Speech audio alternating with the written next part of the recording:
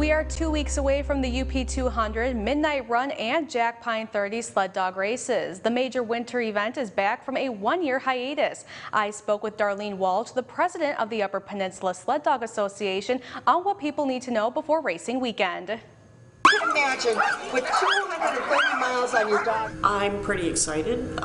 It took a while to get back into the groove of things. You have a whole year off and you have to try to think about, okay, how do we do everything? How do we pull all these pieces together? It is a very complex set of events, as you can imagine. The UP200 Midnight Run and Jack Pine 30 are back. The coronavirus pandemic put a halt on these festivities last year, and for the most part, things should be pretty similar to in years past. Darlene Walsh says there will be some differences for events that weekend that take place indoors. Thursday, the mushers will be arriving for their in-person final registration. We normally would have a banquet that night. We are not doing that this year. It was just way too many people for the venue, and it didn't feel comfortable with given the COVID situation. So we're issuing their bibs and sled banners from our sponsors, but we're doing it with just the mushers and race officials only.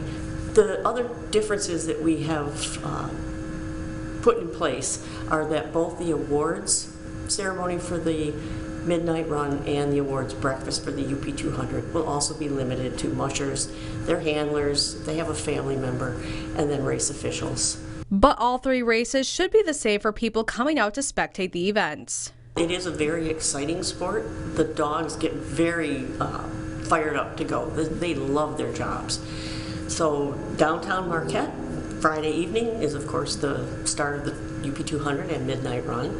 For spectators who've never seen it before and want to be a little bit closer and be able to talk with the mushers a little easier, the Jack Pine 30 in Gwynn starts at 10 o'clock on Saturday. It's a little bit more low-key. You can get a little bit closer. The mushers there are very friendly. And the thing that's neat about that one is it only takes a couple of hours. So you can go to the start, hang around, and see the finish all within about 2 to 3 hours. If you want to experience the races in a different way, Walsh says there are plenty of volunteer opportunities over the course of the weekend.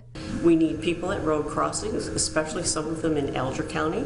They are odd hours. Some of them are late at night. Some are very early in the morning.